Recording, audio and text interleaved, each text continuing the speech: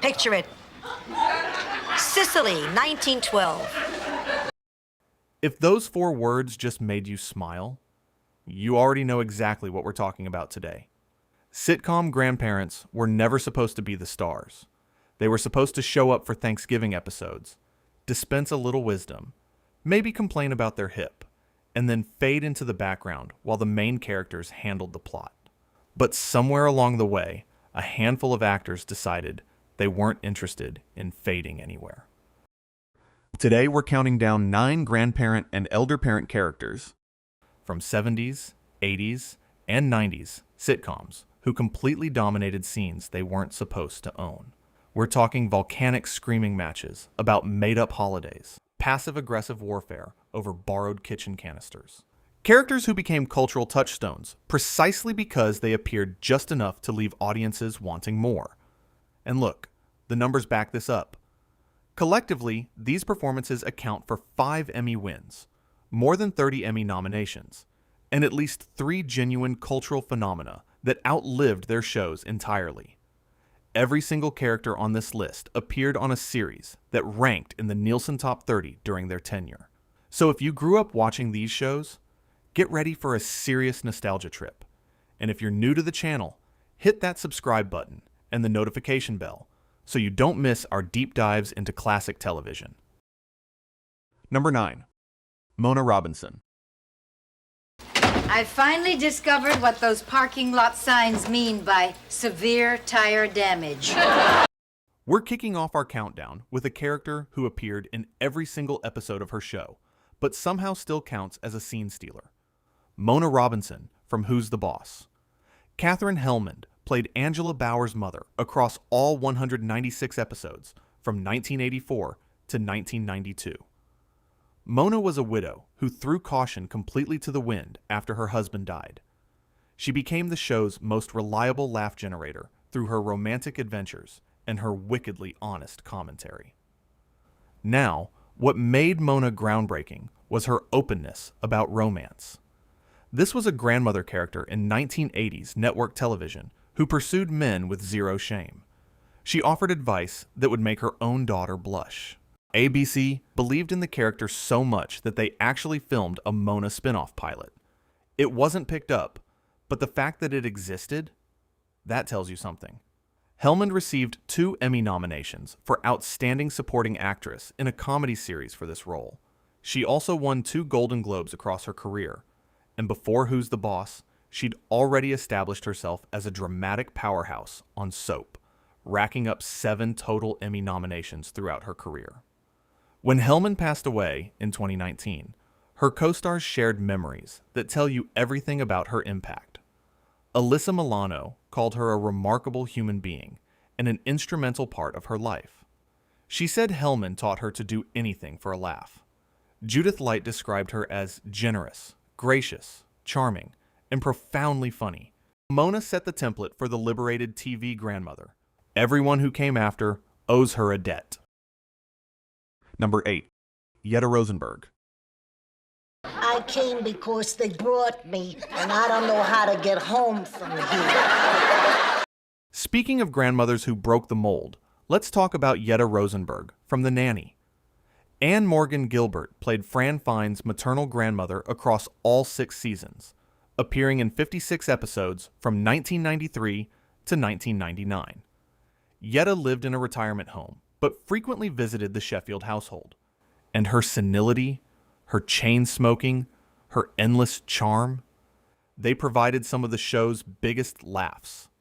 The running gags built around Yetta were comedy gold. She constantly believed Fran and Maxwell were already married. She thought the Sheffield children were actually Fran's. She mistook TV show opening sequences for her own memories, or sometimes psychic visions. Her love letters from a shipboard affair got adapted by Maxwell into a hit musical, and she eventually married a character played by Ray Charles himself. One of her most memorable moments came when she asked her boyfriend Sammy if he was black. Apparently, she just hadn't noticed, but the series finale delivered something genuinely moving.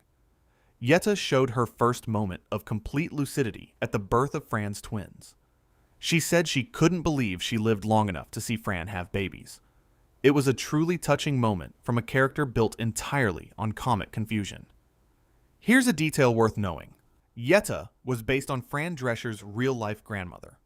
According to Drescher's book, the real Yetta initially disliked the portrayal, but she came to appreciate it after gaining local celebrity. She could get same-day beauty shop appointments simply by being the inspiration for Yetta from the Nanny. And Gilbert herself had a distinguished career stretching back to the early 60s. She played Millie Helper on The Dick Van Dyke Show for 61 episodes. Sometimes, the best scene stealers are veterans who've been perfecting their craft for decades. Number 7. Russell and Anna Huxtable.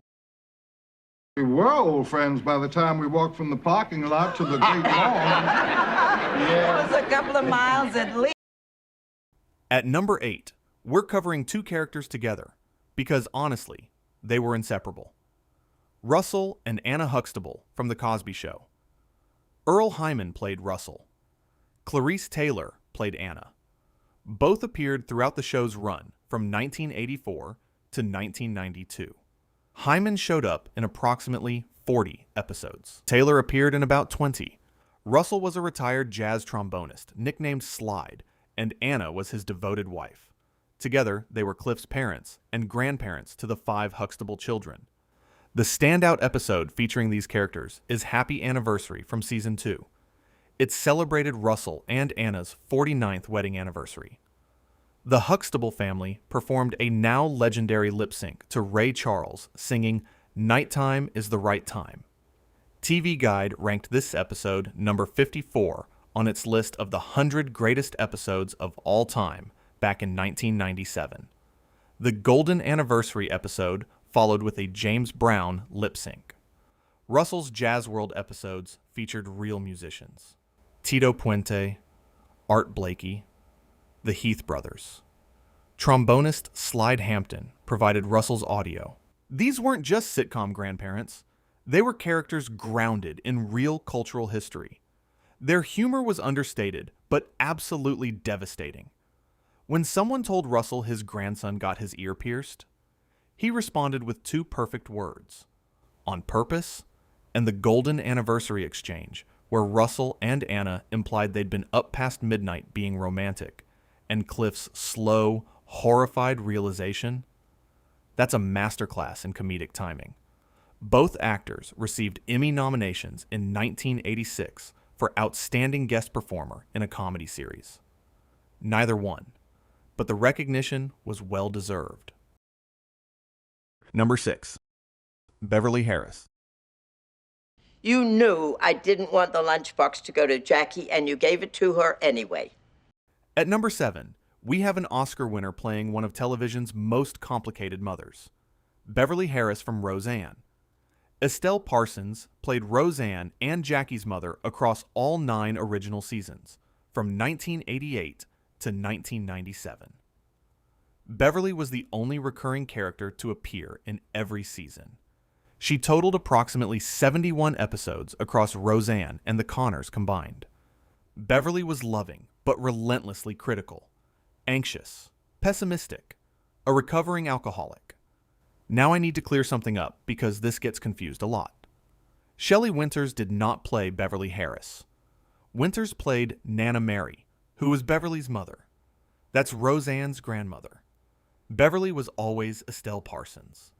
Beverly's fraught relationship with Roseanne drove some of the show's most intense moments, both comedic and dramatic.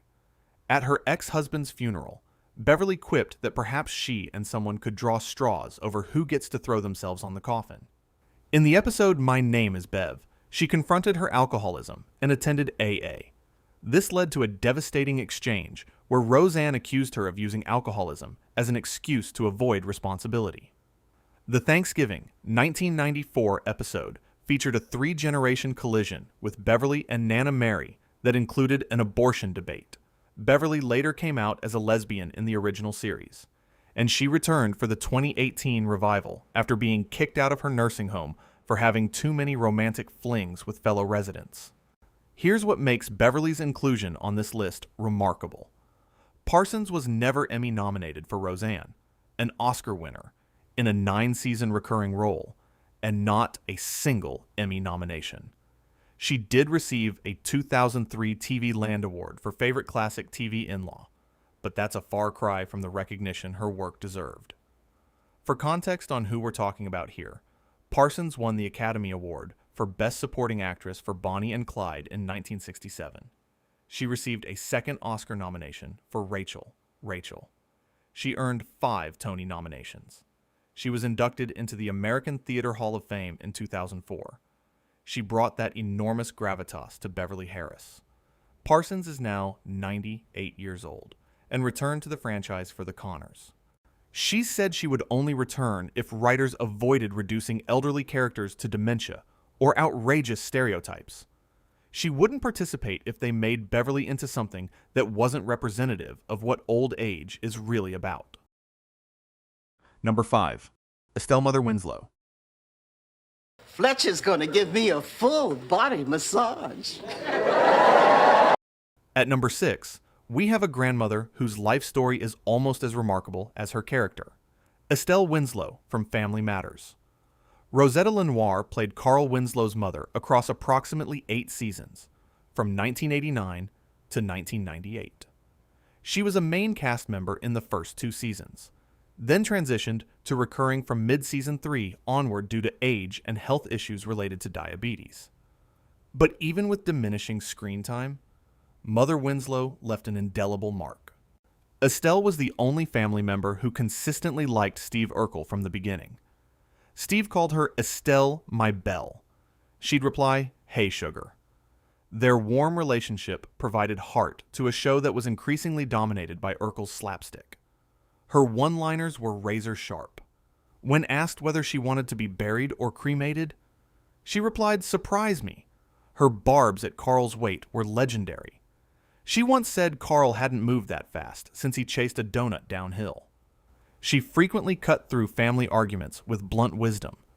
She once declared she knew Carl was stubborn as a mule, but he didn't have to act like a jackass. Now, Lenoir's life story deserves its own documentary. Her godfather was legendary tap dancer Bill Bojangles Robinson, who taught her to dance as a child when she suffered from rickets. She was cast in Orson Welles' 1936 all-black Macbeth, the legendary Voodoo Macbeth in Harlem. She took care of infant James Earl Jones while in his father's acting troupe. She founded Amos Repertory Theater in 1968, dedicated to interracial, non-traditional casting. The company produced over 60 original musicals. The Rosetta Lenoir Award, created by Actors Equity Association in 1988 for outstanding contributions to diversity in theater, it was named in her honor. She received the National Medal of Arts in 1999 from President Clinton, who said Rosetta did more than dream of a theater with no color bar. She built one. Number 4. Mother Jefferson.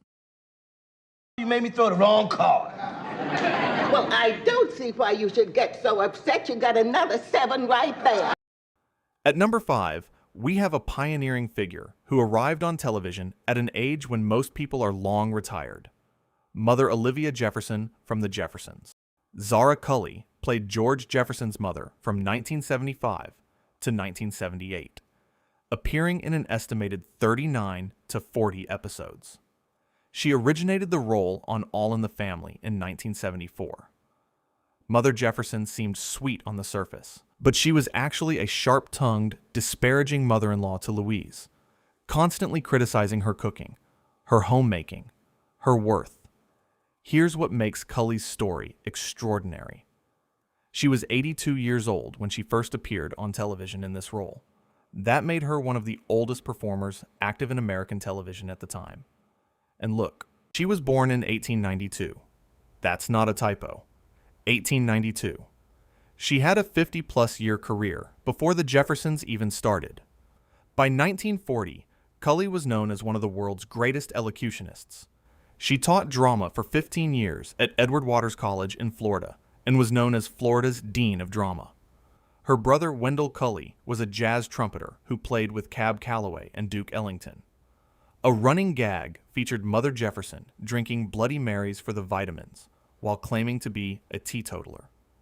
Her debut on All in the Family featured her taking sharp offense when Archie Bunker called her Mammy. In Mother Jefferson's Birthday, she celebrated turning 70 on screen. But here's the thing. Cully had just turned 84 in real life. She was absent for the first 17 episodes of Season 3 due to severe pneumonia from a collapsed lung. Her final credited appearance was The Last Leaf in November 1977. That was 3 months before her death. She passed away in February 1978 at Cedars-Sinai Medical Center from lung cancer. All cast and crew of The Jeffersons attended her funeral, including producer Norman Lear. She received a posthumous NAACP Image Award in June 1978. The producers chose not to replace her. They briefly acknowledged the character's death in the Season 5 premiere. Number 3. Frank Barone. You're a trophy wife? What contest in hell did I win? At number 4, we have a man who got cast because of a bad mood. Frank Barone from Everybody Loves Raymond. Peter Boyle played the grumpy patriarch across all 9 seasons, from 1996 to 2005. He appeared in all 210 episodes. Frank was a retired bookkeeper, Korean War veteran, and member of the Order of the Caribou Lodge. He was also grandfather to Ray's 3 children.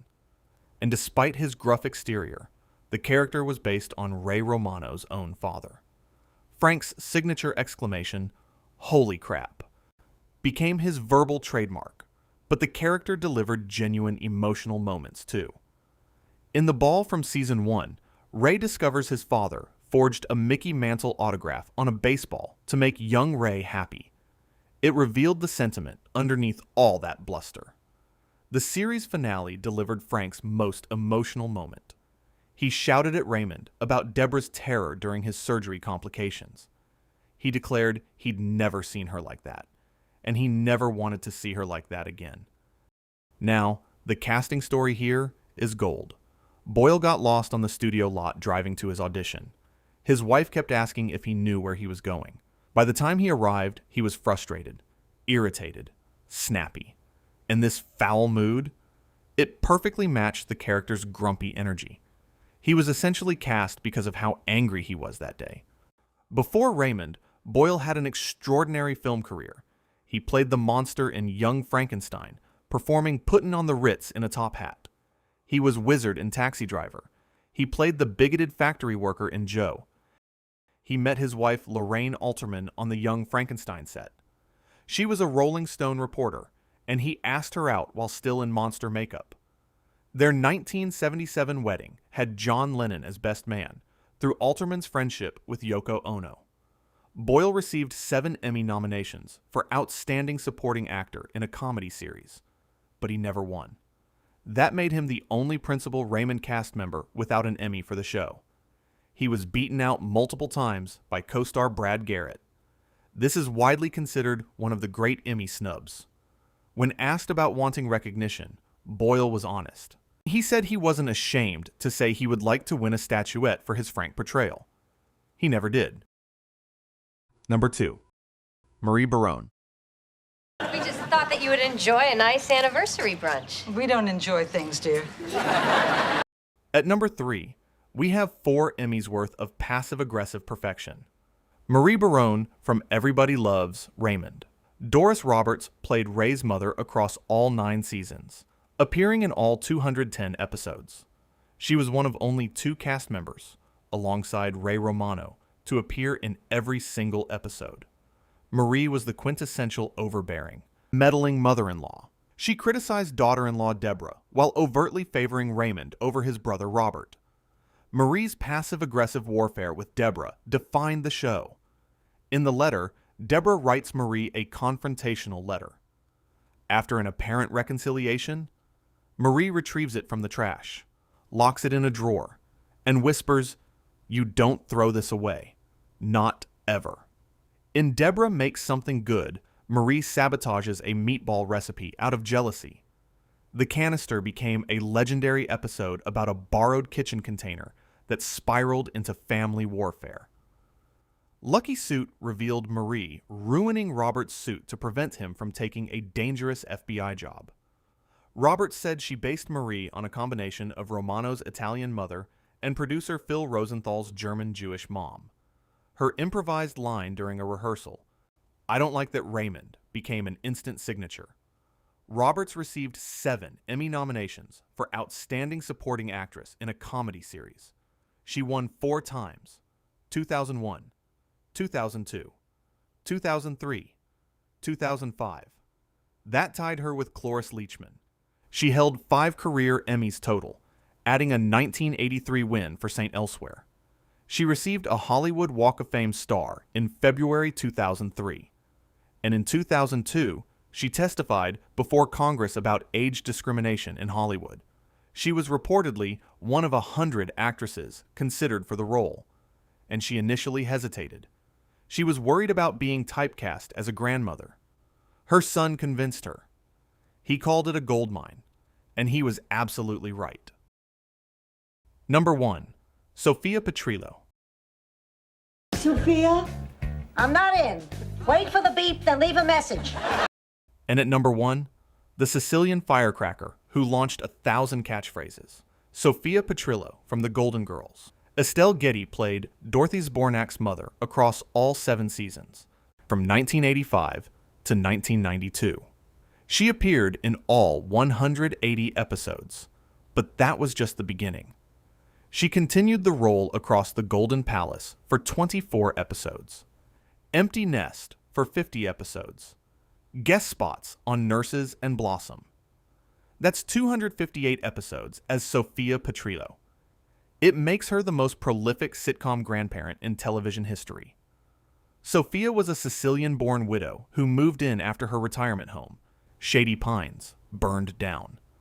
A stroke had supposedly destroyed her filter, making her brutally honest about everything. Dorothy's threat of Shady Pines' maw became the defining shorthand for their love-hate dynamic. Sophia's signature device was her storytelling opener. Picture it: Sicily, 1922. Then came increasingly outlandish tales involving Winston Churchill, Mussolini, or Mama Celeste. The stories were almost always fabricated, and Dorothy's exasperated reactions completed the bit perfectly. Key episodes include Old Friends, where Sophia befriends an elderly man with Alzheimer's. This was Getty's Emmy-winning submission. It balanced heartbreak with humor. Ebb Tide's Revenge featured her son, Phil's death, and Sophia's devastating eulogy. The series finale drew over 32 million viewers and featured Sophia tearfully letting Dorothy go at her wedding. Getty received 7 consecutive Emmy nominations for Outstanding Supporting Actress in a Comedy Series. She won in 1988. She also won a Golden Globe for Best Actress in a Comedy Series at the 43rd Golden Globes, tying with Sybil Shepherd. And here's something remarkable. The Golden Girls is one of only 4 sitcoms where all lead actors won Emmys. The other 3 are All in the Family, Will and Grace, and Schitt's Creek. Now, here's the production detail that blows everyone's mind. Getty was 14 months younger than B. Arthur, who played her daughter Dorothy. Getty was 61 when cast and endured a 3-hour makeup transformation each taping day. Wig, thick glasses, aging prosthetics, frumpy costuming. Creator Susan Harris originally envisioned Sophia as a big, fat, Italian mama with a bun. Getty convinced them to play the character as a sharp Brooklyn Italian instead. She nearly lost the role for appearing too young. On a callback, she arrived in a gray wig, orthopedic shoes, and a size 12 polyester dress. She'd been touring with Harvey Fierstein's Torch Song trilogy when she auditioned. Getty battled severe stage fright throughout the run and increasingly relied on cue cards. This was later understood as early symptoms of the Lewy body dementia that would eventually end her career. She passed away in July 2008. B. Arthur said the dynamic between Dorothy and her mother was one of the great comedic duos ever done. She ranked it up there with Laurel and Hardy. Conclusion. So there you have it. 10 grandparent and elder parent characters who refused to stay in the background where sitcom structure said they belonged. The pattern across all 10 reveals something consistent. The best scene-stealing grandparents succeeded not because they were written as comic relief, but because they carried emotional weight that surprised audiences. Frank Costanza's Festivus rants worked because Jerry Stiller played them with total conviction. Marie Barone's meddling landed because Doris Roberts found genuine love underneath the manipulation. Sophia Petrillo's Picture. Its stories disarmed audiences before delivering gut-punch truths about aging, loss, and family. The casting stories themselves form a narrative thread worth remembering. Giddy winning her role in a gray wig at 61. Boyle being cast because of a bad mood. Stiller reinventing a character the writers had designed as meek. Zara Cully debuting on network television at 82. 7 of these 10 actors were over 60 when they took these roles, and several brought decades of theater experience that network audiences had never seen before. There's something bittersweet in the recognition, though, or the lack of it. Boyle's 7 Emmy nominations without a win. Parsons' complete Emmy shutout despite an Oscar on her shelf. Stiller's single nomination for 29 episodes of Volcanic Brilliance. The industry consistently undervalued the very performances audiences loved most. But we remember. We remember Picture at Sicily. We remember Serenity Now. We remember Holy Crap. And I don't like that Raymond. And Mother Winslow telling Carl to stop acting like a jackass. These weren't just grandparents. These were legends who proved that the best supporting characters don't just support. They steal the whole show. If you enjoyed this trip down memory lane, make sure you're subscribed so you don't miss our next deep dive into classic television. Drop a comment and let us know which sitcom grandparent was your favorite growing up. And until next time,